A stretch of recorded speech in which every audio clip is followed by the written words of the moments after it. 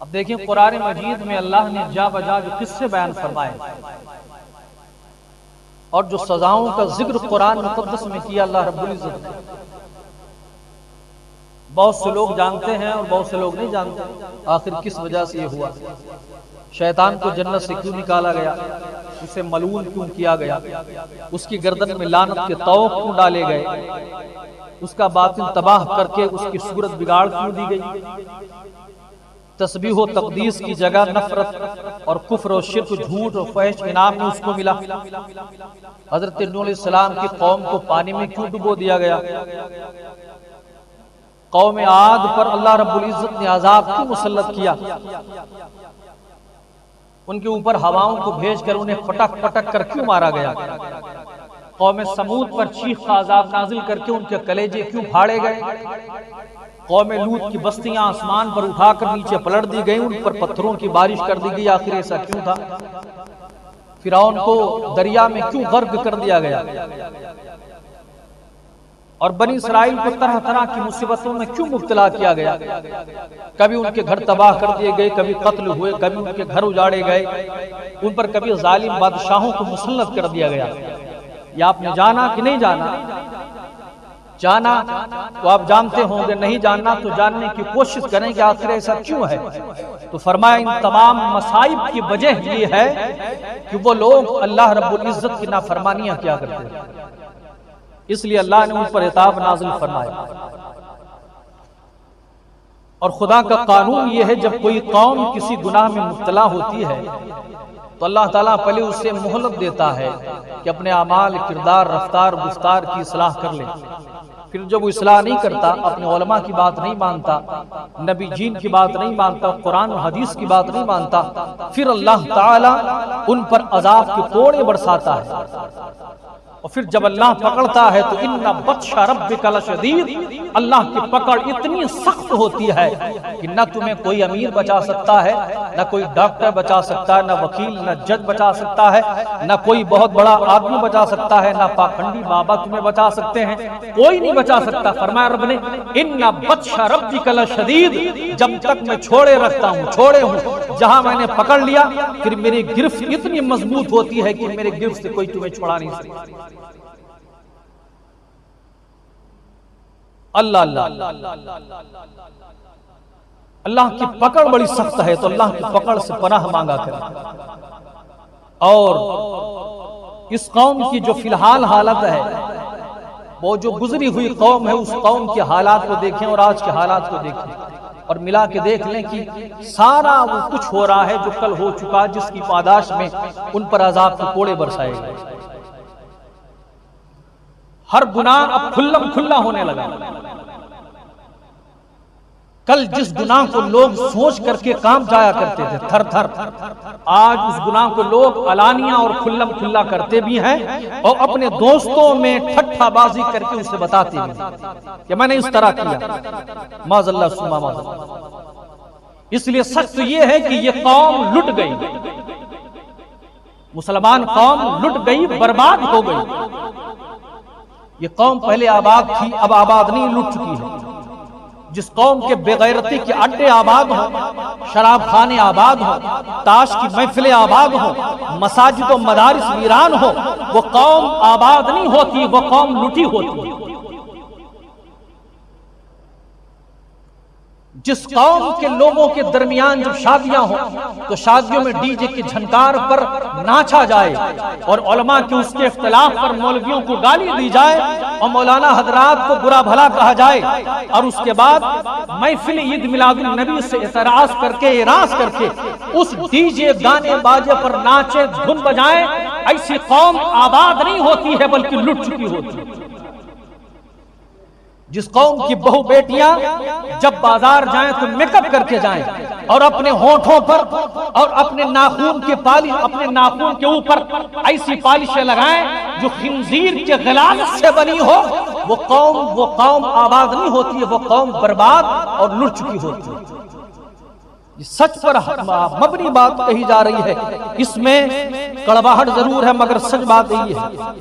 اور جس قوم کی بہو بیٹیاں کجریوں کے طرز پر اپنی زندگی گزاریں اور ہیروئن کی طرز پر زندگی گزاریں، انہی کے پہنے ہوئے کپڑوں کو پہن کر بے حیائی اور بے شرمی کا تماشا بنائیں، وہ قوم آباد نہیں ہوتی، وہ قوم لٹ چکی ہوتی ہے۔ جس قوم کے بچوں کے ہاتھ میں سیرت صحابہ اور سیرت مصطفیٰ جان رحمت کی کتابیں دینی کتاب ہونے کے بجائے جس قوم کے نوجوان بچوں کے ہاتھوں میں ٹچ موبائل ہو اور وہ ٹچ موبائل ساری رات اس پر گندی بے حیا بے شرمے فلمیں دیکھ کر 10 بجے تک سوتے رہے، وہ قوم آباد نہیں ہوتی ہے، وہ قوم برباد ہوتی ہے، وہ قوم لٹ چکی ہوتی ہے۔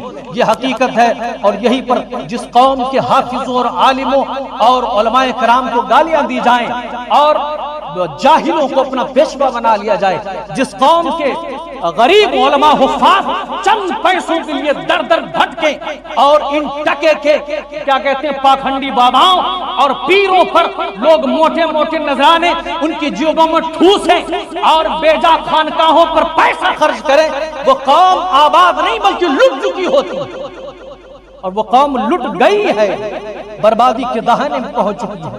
اللہ اللہ، بیجا پیسہ خرچ ہو رہے ہیں۔ مولوی حضرات آپ دیکھ لیں کہ ائمہ حضرات 1 روپے کے لیے ترستے ہیں بیچارے، اور جگہ جگہ جا کر مارے مارے پھرتے ہیں، اور کوئی پیر صاحب آ جائیں تو ایسا لگتا ہے آسمان سے فرشتہ نازل ہو۔ قدم رکھ دو پیر صاحب ہمارے گھر میں، قدم رکھ دو پیر صاحب چاہے اپنے گھر میں گوبر ہی کھاتے ہیں پاکھنڈی، مگر قدم رکھ دیں بس گھر میں برکت نہیں، اور جو بولتے ہیں نا چھپر پھاڑ کے پیسہ گرنے لگے۔ ہم نے ان کی قدر نہ کی جس کی قدر کرنے سے اللہ ہماری دنیا آخرت سنوارتا ہے۔ ہم نے ان بدبختوں کی قدر کی جن بدبختوں کی وجہ سے دین اور سنیت کا سب سے زیادہ نقصان ہوا۔ اس لیے آنکھیں کھولو اور حضور کی شریعت کی طرف اپنا رخ موڑو۔ بات حقیقت ہے، کڑوی ضرور ہے۔ آج جس سے پوچھ لیا جائے اس پوری مسجد میں جتنے لوگ آئے ہیں، کسی سے پوچھ لو تم عاشق رسول ہو، وہ سینہ تان کے بولے گا ہم عاشق رسول ہیں۔ مگر منافقت کا عالم یہ ہے کہ اتنے لوگوں میں جتنے لوگ نماز پڑھنے آئے ہیں، اکثر لوگ بے نماز ہیں، اکثر نماز نہیں پڑھتے بدبخت۔ چند لوگ نمازی ہوں گے بس، اس کے علاوہ کوئی نماز نہیں پڑھتا۔ اکثر لوگ اس میں بے نمازی ہیں۔ یہ بوڑھے بوڑھے لوگ جن کی داڑیاں سفید ہو گئی، بوڑھی عورتیں موبائل پر ناچ اور موبائل پر ڈرامے نہیں چھوڑتے، اذان ہوتی ہے نماز چھوڑ دیتے۔ یہ بوڑھے جن کی ہڈیاں کمزور ہو گئی، جن کا مرنے کا وقت قریب آ چکا، اور ایسا نہیں کہ کبھی بھی موت کا فرشتہ آ جائے، یہ ہوٹلوں پہ جا کے چائے کی چسکیاں لے سکتے ہیں، نہیں چھوڑیں گے، اخبار نویسی نہیں چھوڑے گا، مگر بدبخت اذان ہوتی ہے مگر نماز نہیں پڑھتا۔ یہ قوم بربادی کے دہانے پر پہنچ چکی ہے، یہ قوم لٹ چکی ہے۔ اب آگے کیا بتایا جائے؟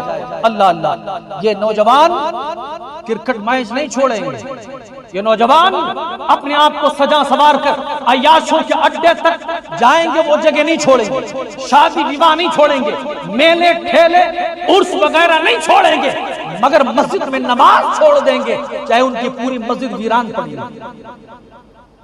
یہ قوم کے بچے آباد ہوں، یہ قوم کے بچے کبھی آباد نہیں ہو سکتے ہیں۔ جو اپنی مسجد خود کی مسجد نہ آباد کر سکا وہ کس کو آباد کر سکتا ہے؟ اس لیے جب ہم خود نہیں پڑھیں گے تو ہمارے بچے کیا پڑھیں گے؟ ہم ان کو سبق کیا دیں گے کہ تم پڑھو؟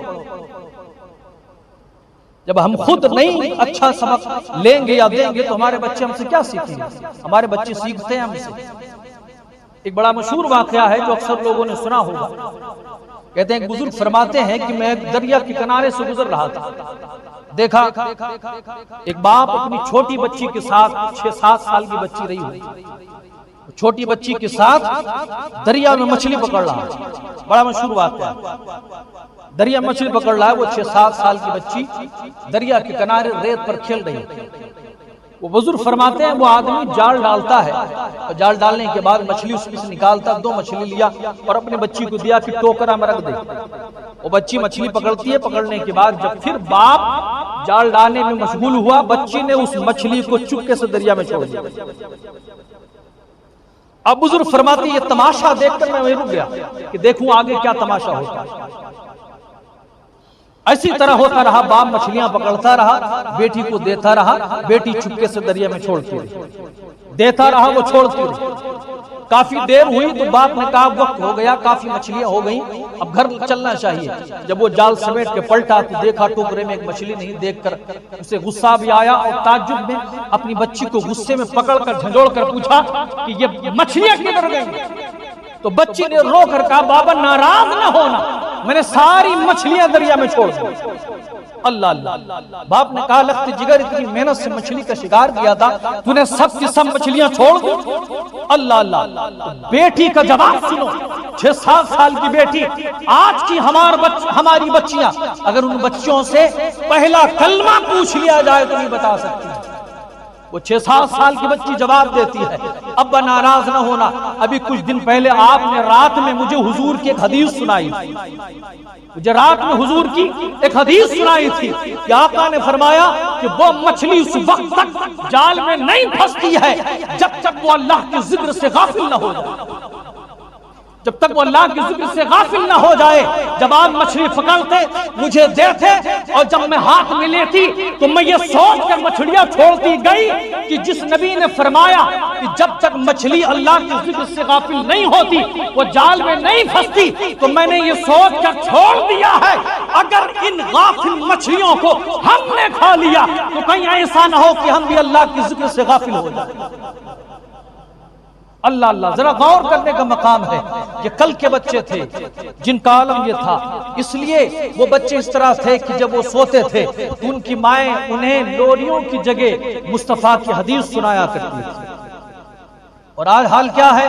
آج کی حال یہ ہے ماں الگ موبائل لے کے لیٹی ہے، وہ اپنا الگ اچھا والا ڈرامہ دیکھ رہی ہے، اس کا پسندیدہ ڈرامہ الگ ہے۔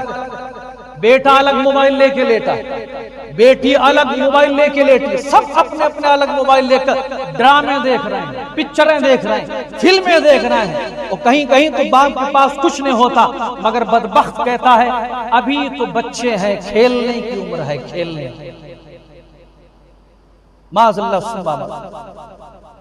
آج غفلت کا عالم یہ ہے کہ ہمارے بچوں کو شریعت کا ایک مسئلہ تو دور، اگر ایک جوان سے پوچھ لیا جائے بتاؤ تم کس کی امت میں ہو، وہ بھی نہیں بتا سکتا ہم کس کی امت میں۔ وہ غسل کیا کرتا ہوگا، غسل کے فرائض، نماز کے فرائض، غسل کے واجبات تو کجا ہے، اگر اس کو یہ پوچھ لیا جائے کس کی امت میں ہو تو وہ بھی نہیں بتا سکتا ہے۔ اس لیے ضروری یہ ہے اپنے بچوں پر اس وقت خاص توجہ دیں، اور خاص کر اپنی بیٹیوں پر توجہ دیں۔